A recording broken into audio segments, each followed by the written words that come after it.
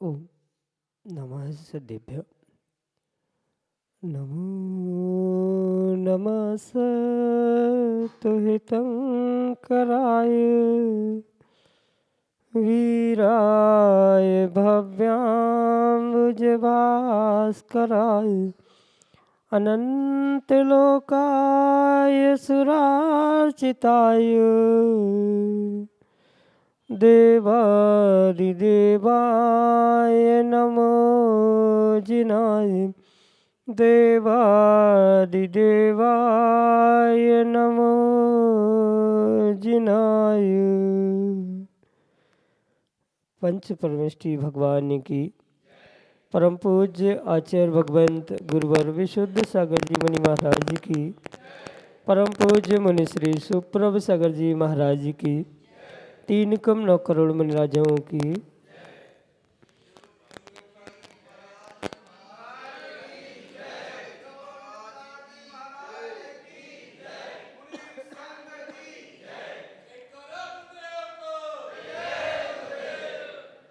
अनंत संसारी जीवों के मन में अनंत विकल्प प्रतिपन्न उत्पन्न होते रहते हैं, लेकिन वे जीव पुण्यात्मा होते हैं जो अपने ज्ञान का सदुपयोग करके अपने मन के विकल्प को समीचीनता प्रदान करते हैं, और उनसे भी अधिक पुण्यात्मा वे होते हैं जिनका समीचीन विकल्प का सम्यक रूप से समाधान किसी निर्ग्रंथ गुरु से प्राप्त हो जाता है।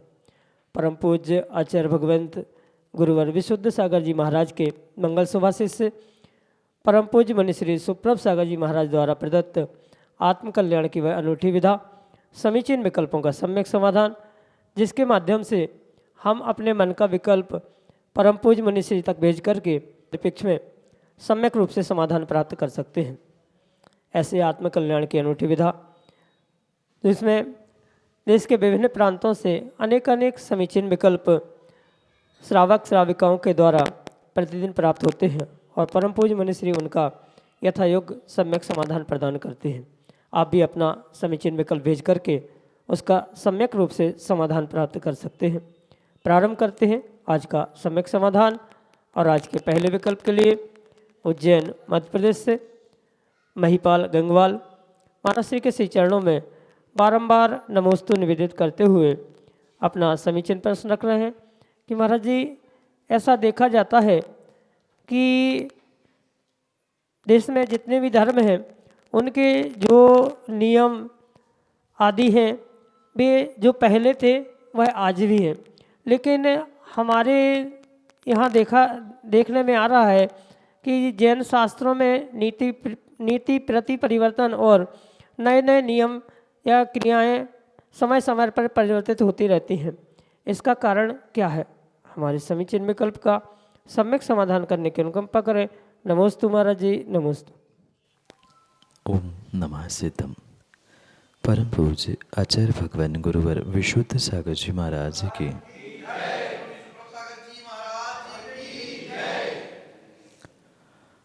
वास्तव में हमारे जैन ग्रंथों में भी और धर्म की क्रियाओं में बदलाव करने की आवश्यकता नहीं, पर पंचम काल के प्रभाव से जो अवसरवादी धर्मात्मा है वह आगम ग्रंथों में आचार्य प्रणीत उन जिनवाणी के पन्नों में ही नहीं अपितु जैन धर्म के सिद्धांतों में भी बदलाव लाने का प्रयास करते।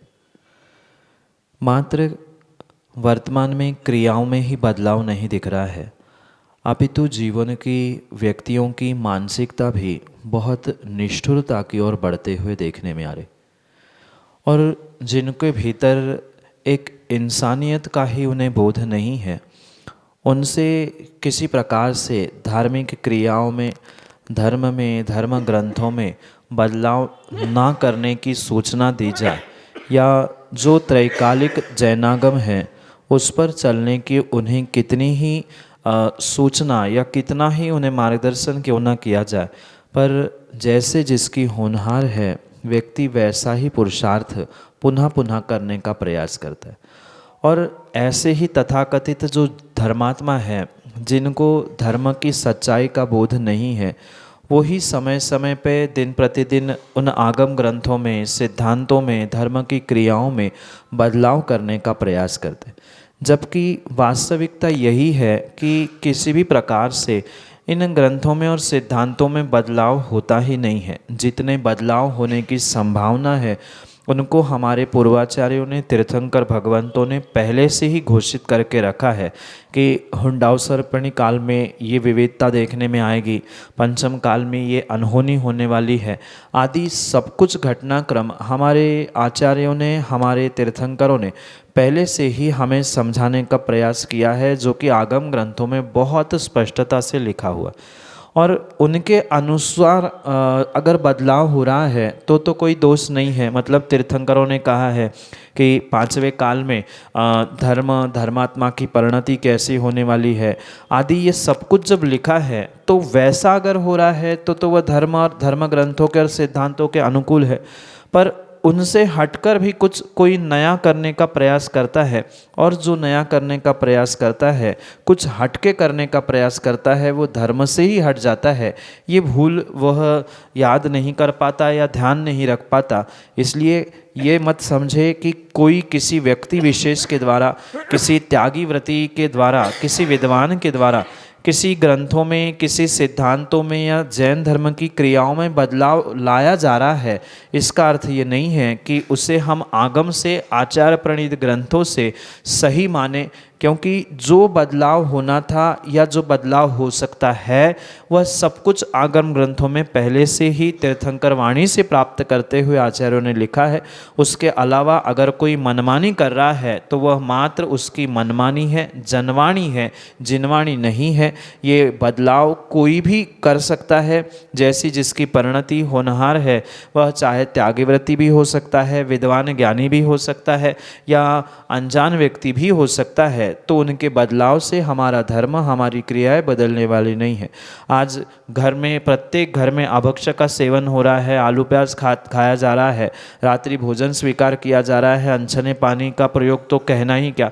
तो उनके बदलाव से क्या ये सिद्धांत बदले, ऐसा कहा जाएगा? किंचित भी नहीं। वो सिद्धांत त्रैकालिक थे, है और रहेंगे।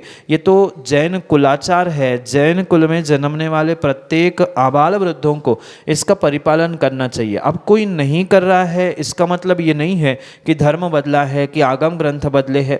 हाँ, मैं इस बात से भी सहमत हूँ, कुछ ऐसे भी विद्वान हुए जिन्होंने इन बदलावों को आगम ग्रंथों में भरने का प्रयास किया है, पर जो आगम के विरुद्ध बातें लिखकर ग्रंथ बनाए जा रहे हैं वह ग्रंथ नहीं है, वह जिनवाणी नहीं है। जैसे कि मैंने कहा, वह जनवाणी है, मनमानी है। इसलिए आगम ग्रंथों में जो तथाकथित ज्ञानियों ने और विद्वानों ने बदलाव करते हुए धर्म का स्वरूप बदलने का प्रयास किया है, ये उनकी मात्र मनमानी है। उनका फल वे आने वाले समय में अवश्य ही भोगेंगे। पर इसका अर्थ ये नहीं है कि धर्म, धर्म की क्रिया, धर्म के सिद्धांत बदले हैं। जैन धर्म त्रैकालिक था, त्रैकालिक है और त्रैकालिक ही रहेगा। यही आपके लिए सम्यक समाधान। विकास सोगानी, नलखेड़ा, मध्य प्रदेश से अगले समीचीन विकल्प। 11वें गुण स्थान में से नीचे आने का कारण क्या है? निर्ग्रंथ मुनिराज जो श्रेणी आरोहण का काम करते हैं, उस श्रेणी आरोहण के कार्य में वह 7वें गुणस्थान से 8वें, 8वें से 9वें, 9वें से 10वें और 10वें गुणस्थान में जिस प्रकार की श्रेणी आरोहण करने का पुरुषार्थ उन निर्ग्रंथ मुनिराजों ने किया है, वैसा ही प्रतिफल उन्हें प्राप्त होता। 10वां गुणस्थान गिरने का नहीं, अपितु आगे बढ़ने का ही है। 10वें गुणस्थान में जैसे ही निर्ग्रंथ मुनिराज अपने उस मोहनी कर्म की उपशमना को प्राप्त करते हैं या मोहनी कर्म को उपशमन करते हैं, वे उपशम श्रेणी के माध्यम से या उपशम श्रेणी मानने वाले होने से 11वें गुणस्थान को प्राप्त करते हैं, जिसका नाम है उपशांत मोह, यानी मोहनी को उपशांत करने वाले, उपशमन करने वाले। और वही 10वें गुणस्थान में अगर उस मोहनी कर्म को क्षय करते हुए क्षपक श्रेणी आरोहण करने वाले मुनिराज आगे बढ़ते हैं 10वें गुणस्थान से, तो वह 12वें गुणस्थान क्षीण मोह को प्राप्त कर। इसमें से मात्र 11वां ही गुणस्थान नीचे गिरने का है, 10वां गुणस्थान आगे बढ़ने का और 12वां भी गुणस्थान आगे ही बढ़ने का है। 11वें गुणस्थान में नीचे गिरने के लिए आचार्य भगवंत 2 कारण कहते हैं, एक काल क्षय और एक भव क्षय। काल क्षय का अर्थ है कि प्रत्येक गुणस्थान का एक अपना निर्धारित समय है, काल है, जो कि 11वें गुणस्थान की अपेक्षा से अंतर मुहूर्त कहा जाता है। और उस अंतर मुहूर्त का समय जैसे ही समाप्त होता है, क्योंकि कर्म मात्र दबाए गए हैं और जो भी दबाया जाता है कभी ना कभी वह पुनः ऊपर आना है, संभव ही है, होना ही। तो 48 मिनट बाद जो अंतर मुहूर्त कहा जाता है, उतना ही समय 11वें गुणस्थान का। और जैसे ही उस 11वें गुणस्थान का काल क्षय यानी काल की समाप्ति हो जाती है, वह पुनः कर्म उदय में आते हैं। और उदय में आ गए तो स्वाभाविक बात है कि आगे जाने की संभावना ही नहीं है, पुनः नीचे ही गिरेंगे। जिसका उदय रहता है, क्योंकि मिथ्यात्व के जो 3 टुकड़े करते हुए जीव आगे बढ़ता है, उसमें से सम्यक प्रकृति, सम्यक मिथ्यात्व या मिथ्यात्व, इन तीनों में से जिसका भी उदय तत्क्षण आता है, जीव उस गुणस्थान में पहुंचता है।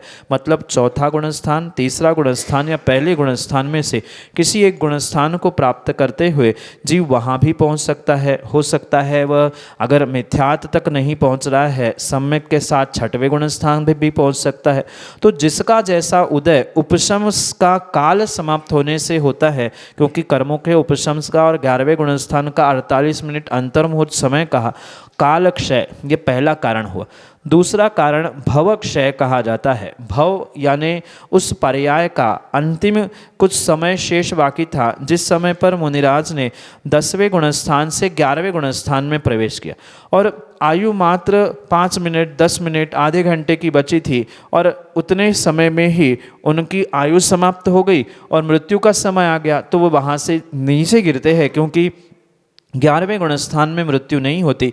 वहाँ से नीचे जिसका तुरंत उदय आता है अंतिम अंतर मुहूर्त के समय में, मतलब आयु का जो अंतिम समय, अंतिम निषेक बचे हैं, उतने में जैसे जिस गुणस्थान का, जिस कर्म का उदय आता है, वह उस गुणस्थान में पहुँचते हुए वहाँ मृत्यु को प्राप्त होता है। आचार्यों ने मुख्य 2 ही कारण कहे 11वें गुणस्थान से गिरने के, एक कालक्षय और दूसरा भवक्षय। कालक्षय का अर्थ है काल की समाप्ति होना, जो कि अंतर मुहूर्त थी, और भवक्षय यानी जो भव पर्याय थी, वह पर्याय के कुछ अंतिम समय के निषेक वहाँ पर बचे थे, वह समाप्त हुए, मृत्यु होनी थी, इसलिए नीचे गिरते हुए नीचे के गुणस्थान में जाकर वहाँ जीव की मृत्यु हो गई। यही आपके लिए सम्यक समाधान।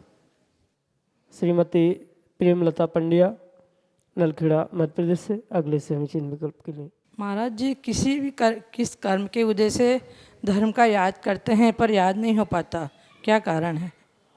माँ, ज्ञानावरणी कर्म के कारण से जीव कितना ही पुरुषार्थ करे, कोई ज्ञान प्राप्त करने का, कोई ग्रंथ श्लोक आदि याद करने का, पर उसे उस ज्ञानावरणी कर्म के तीव्र उदय के कारण से वह स्मृति में नहीं रहता। जब पढ़ता है तो उसे लगता है कि मुझे याद है, मैंने याद किया, पर कुछ ही समय में उसे वह पढ़ा हुआ, याद किया विस्मृत हो जाता है। मुख्य इसके पीछे ज्ञानावरणी कर्म का ही कारण हो सकता है, साथ में अन्य भी कर्मों का उदय जीव के साथ रहता है, क्योंकि एक समय में मात्र एक ही कर्म के उदय से कार्य नहीं होता, अपितु अन्य भी कर्मों का, अन्य भी कर्म प्रकृतियों का वहाँ उदय, क्षयोक्षम आदि आदि रहने के कारण से ही जीव धर्म के श्रेष्ठतम कार्यों को प्राप्त नहीं कर सकता। जैसे ज्ञानावरणी के साथ साथ अंतराय कर्म का भी वहाँ उदय होता है, जिस कारण से वह कुछ समय तक तो याद रख पाता है, पुनः उसे विस्मृत कर जाता है। दूसरी एक व्यवहारिक बात भी साथ में ये समझनी होगी, सोचनी होगी कि जैसे प्रत्येक वस्तु की एक कैपेसिटी होती है। जैसे घर में भी आपके कोई अलमारी होगी, तो अलमारी में भी कितना सामान बैठना है उसकी एक कैपेसिटी होती, मर्यादा होती, लिमिट होती। उससे अधिक सामान किसी भी प्रकार से रखा नहीं जाता। और आपको अगर कुछ नया सामान, नई सामग्री उसमें रखनी है तो पुरानी सामग्री उस अलमारी से बाहर करनी पड़ती है। बिल्कुल ऐसा ही अपने दिमाग के साथ, बुद्धि के साथ, अपने ज्ञानावरणी क्षयोक्षम के साथ भी समझना होगा। विषय कषायों की जितनी अधिक बातें, संसार की राग द्वेष की जितनी अधिक बातें आपके दिमाग में होगी, आपकी बुद्धि में होगी, उतनी ही कम याद या उतना ही कम धर्म के ग्रंथों को, उनके श्लोकों को याद करने की शक्ति आपके पास होगी। क्योंकि इस मस्तिष्क की भी ज्ञानावरणी के निमित्त से, अपने आपके आत्मा के भी कर्मों को निमित्त से होने वाली जो स्मरण शक्ति है वो भी सीमित है। तो उस सीमित कर्म की शक्ति हो, चाहे बौद्धिक शक्ति हो, उसकी कैपेसिटी अगर बाहर के राग द्वेष के, विषय कषायों के, संसारों के बातों को याद करने में आपने खर्च किया है, तो किसी प्रकार से ये जो धर्म ग्रंथ है, धर्म की बातें हैं, श्लोक आदि है, उनको आप कब तक ध्यान में रख सकते हैं? स्वाभाविक सी बात है, क्योंकि बुद्धि सबकी जितनी निर्धारित है, कर्म जैसा जितना उदय में आया है या जैसे बांध के आया है वैसा ही वह लेके आया है, उसकी कैपेसिटी नियत है। तो जितना आप उसमें भरोगे, जैसा भरोगे वैसा ही उसमें रहेगा। अगर पुरानी बातें राग द्वेष की, संसार की या अन्य किसी प्रकार से भरी हुई है तो उसमें वह सामग्री रखी नहीं जाएगी, मतलब नया ज्ञान भर नहीं सकता। इसलिए इन राग द्वेष की, संसार की, पाप की सभी बातों को जितना कम से कम आप अपने दिलो दिमाग से, बुद्धि से, क्षयोक्षम से कम करने का प्रयास करेंगे, उतना ही विशेष आपको इस धर्म ग्रंथों के विषय में या धर्म के विषय में याद रखने की स्मृति रूप शक्ति और भी बढ़ सकती है। साथ में ये भी ध्यान रखना होगा कि ज्ञानावरणी के जो निमित्त कहे गए हैं आचार्य भगवंतों ने, तन निन्नो पांचसरे अंतराय साधनोपघाता आदि, तो इनसे विपरीत कार्य करते हुए भी हम इस अपने क्षयोक्षम को, ज्ञानावरणी को विशेषता से सुदृढ़ कर सकते हैं। पुनः पुनः याद करना ये भी इसके लिए एक अच्छा उपाय हो सकता है। भले ही विस्मृत हो जाए, भूल जाए, पर करत करत अभ्यास से जड़मति होत सुजान, ऐसा जो कहा जाता है, पुनः पुनः अभ्यास करते जाए, पुरानी राग द्वेष की, कषायों की, संसार की बातों को, पापों की बातों को निकालने का प्रयास करते जाए और ज्ञानावरणी क्षयोक्षम को बढ़ाते जाए, जिससे आपको आपकी स्मृति, स्मरण शक्ति बढ़ते हुए अवश्य ही याद ध्यान में आ सकती है। पर मुख्य कारण भले ही ज्ञानावरणी हो, ये बाकी के भी साधन व्यवहार से और आगम के परिप्रेक्ष्य में समझेंगे तो नियम से ही इसके उपायों को भी आप प्राप्त कर सकते हैं। यही आपके लिए सम्यक समाधान। नलखेड़ा मध्य प्रदेश से अक्षिमा सोगानी अगले समीचीन विकल्प के लिए। नमस्ते महाराज जी, हम स्टूडेंट्स जो बाहर पढ़ते हैं और हमें हमारे कलीग्स के साथ कई बार बाहर भोजन के लिए जाना पड़ता है, पर वह हम जैन स्टूडेंट्स के लिए खाने लायक नहीं होता। तो इस परिस्थिति में हम उन्हें कैसे मना करें कि उन्हें बुरा नहीं लगे? यदि हम मना करते हैं तो हम ग्रुप से आइसोलेटेड फील कराया जाता है। तो महाराज जी, हम स्टूडेंट्स बाहर रहकर भी किस तरह हमारे धर्म पर दृढ़ रहें? नमोस्तु महाराज जी। घर परिवार से दूर रहते हुए भी जो अपनी इस स्टूडेंट लाइफ जीवन जीना चाहते हैं, ऐसे उस स्थिति में पूर्ण रूप से उनको ये ध्यान रखना होगा कि चाहे कुछ हो जाए, पर अपने धर्म के प्रति उन्हें बहुत दृढ़ता से ही श्रद्धान करने की आवश्यकता है। क्योंकि बाहर रहते हुए भी अपने धर्म के प्रति समर्पित रहना और इस खोटे काल में धर्म, धर्मात्मा आदि का और अपने भीतर धर्म के संस्कारों को प्राप्त करके रखना, ये बहुत बड़ी बात होती है। और एक स्टूडेंट अपने स्टूडेंट लाइफ में इसमें दृढ़ है अपने माता पिता के संस्कार, धर्म के संस्कारों के प्रति, तो परिस्थिति कितनी ही विपरीत क्यों ना आ जाए, ग्रुप में कितना ही आपको आइसोलेट फील करने का प्रयास किया जाए, टॉर्चर करने का भी प्रयास किया जाए, तो भी आप बहुत सारे कारणों से अपने आप में अपने धर्म में दृढ़ रह सकते हो। आवश्यकता नहीं है कि हर बात सामने वाले को सत्य ही कही जाए, क्योंकि आगम में स्पष्ट कहा है आप श्रावक है, और श्रावक की अवस्था में 100% सत्य बोलने की आज्ञा नहीं है। जो अपने धर्म की रक्षा, धर्मात्मा की रक्षा के लिए आप क्वचित कदाचित कुछ असत्य का प्रयोग भी कर रहे हैं, तो वह भी आपके लिए धर्म की रक्षा होने के कारण से सत्य कहा गया है, क्योंकि आप श्रावक है, महाव्रती मुनिराज नहीं। ये बात ध्यान रखते हुए आप ये सोचें कि किस प्रकार से हम उनसे, उन पार्टियों से, उन मिक्स होटल में खाने से बच सकते हैं। जैसे एक बहुत अच्छा बहाना आप दे सकते हैं, नहीं आज मेरा पेट ठीक नहीं है, मुझे बाहर का खाने से एसिडिटी होती है। आज कुछ और बहाना दे सकते हैं कि नहीं मुझे भूख नहीं, अरे मुझे पता नहीं था पार्टी जाना है, मैं अभी खा के आया। या ऐसे बहुत सारे बहाने बनाते हुए आप उन क्रियाओं से अवश्य ही बच सकते हैं। पर ये ध्यान रखें कि आप अपने धर्म में, धर्म की क्रियाओं में दृढ़ रहोगे तो पक्का है आपके आने वाला जो फ्यूचर है वो बहुत ब्राइट होगा। और मात्र किन्हीं कारणों से कोई कह रहा है कि नहीं आपको करना है और फिर सबके साथ बैठ के मैं कुछ नहीं करूँगा तो कौन क्या कहेगा, ये सोच के अगर हम धर्म से विमुख हो रहे हैं तो हम आपको उस तात्कालिक सुख को, मतलब टेम्पररी आपको तो फील गुड होगा, पर बाद में उसके जो रिजल्ट्स होंगे वह आपको आपके धर्म और आपके माता पिता पर भी उंगली उठाने वाले हो सकते हैं। उस समय पर तो उन्होंने चिढ़ाकर टीज करके आपको कहा कि नहीं आपको तो खाना है और तो आप कैसे हो, उस समय आपने उनकी बात रख के खा ली। फिर बाद में हमेशा के लिए आपको यही टीज किया जाएगा, देखो ये कैसी जैन है, इसने तो हमारे साथ तब खा लिया था, आप बहुत बड़ा बहाना बना रही। ऐसे बहुत सारी बातें सुनने मिलेगी। पहली बात तो ऐसा कुछ बहाना बनाया जाए कि वहाँ पहुँचे ही नहीं, पहुँचने के बाद भी हम बहाना बना सकते हैं आज पेट ठीक नहीं है, डॉक्टर ने ये खाने के लिए मना किया है, अमुक दवाई चल रही है, उसका साइड इफ़ेक्ट ये खाने से हो जाएगा। ऐसे बहाने देते हुए आप अपने धर्म की रक्षा कर सकते हैं। चूँकि मैं पुनः कह दूँ आप श्रावक अवस्था में हैं, महाव्रती नहीं है, इसलिए कुछ असत्य का प्रयोग करते हुए धर्म की रक्षा करना ये आपका श्रेष्ठतम कार्य रहेगा। ऐसा ही पुरुषार्थ करते हुए आप अपने धर्म, धर्म के संस्कार आदि से बचने का प्रयास करें, यही आपके लिए सम्यक समाधान। मैं मुदित पांडे नलखेड़ा से यह प्रश्न परम पूज्य 108 श्री सुप्रभ सागर जी महाराज के चरणों में मेरा कोटि कोटि वंदन, कोटि कोटि नमन। मेरा यह प्रश्न है कि महाराज जी हम परिक्रमा क्यों लगाते हैं, और लगाते हैं तो 3 ही परिक्रमा क्यों लगाते हैं? बेटा हम अनादिकाल से पापों के और कर्मों के कारण से इस संसार की अनंत परिक्रमा, अनंत चक्कर लगा चुके। उन पापों से, उन संसार के दुखों से, चतुर्गति के परिभ्रमण परिक्रमा से बचने के लिए ही हम सच्चे देवशास्त्र गुरु की परिक्रमा करते हुए उन पापों की निर्जरा करने का प्रयास करते हैं, यानी पापों को काटने का प्रयास करते। तो ये तो स्पष्ट हो गया कि संसार के परिभ्रमण यानी संसार के चक्कर को काटने के लिए, पापों को काटने के लिए हमने परिक्रमा लगाई। पर 3 ही क्यों, या 3 के ही गणित में क्यों?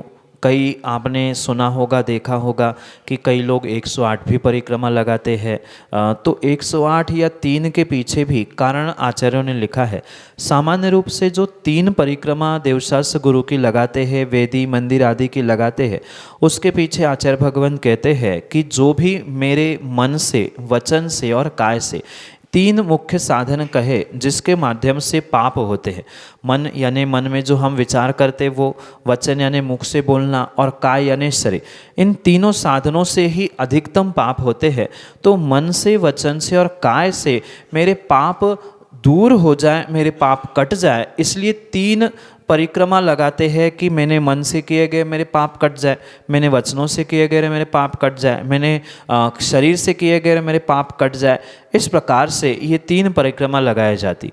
9 परिक्रमा अगर कोई लगाता है तो कृत, कारित, अनुमोदना, गुना, मन, वचन, काय, मतलब 3 इंटू 3 9 होते हैं। तो 9 इस प्रकार से होते हैं कि कृत मतलब मैंने स्वयं ने किया हो, कृतकारित यानी दूसरों से कराया हो, अनुमोदना यानी दूसरे करने वालों की हमने प्रशंसा की, बहुत अच्छा कि तुम्हें ऐसा करना चाहिए था, इस प्रकार के भावों से अगर किया है तो मन वचन काय और कृतकारित अनुमोदना इन 3 गुना 3 करते हुए 9 इस प्रकार से होते हैं। 108 जैसे माला भी मोती होते हैं, ऐसे 108 प्रकार के पाप जीव प्रतिदिन करता है, तो उनसे बचने के लिए 108 परिक्रमा लगाई जाती है। तो जैसा जैसा गणित है वैसे वैसे उसके रिजल्ट भी है, पर सामान्य रूप से मन से और वचन से, काय से, तीनों से किए गए पापों से बचने के लिए कम से कम 3 परिक्रमा देवशास्त्र गुरु की लगानी ही चाहिए। संसार के चक्कर, संसार की परिक्रमा हमारी बच जाए, पाप कट जाए, इसीलिए आपके लिए यही सम्यक समाधान।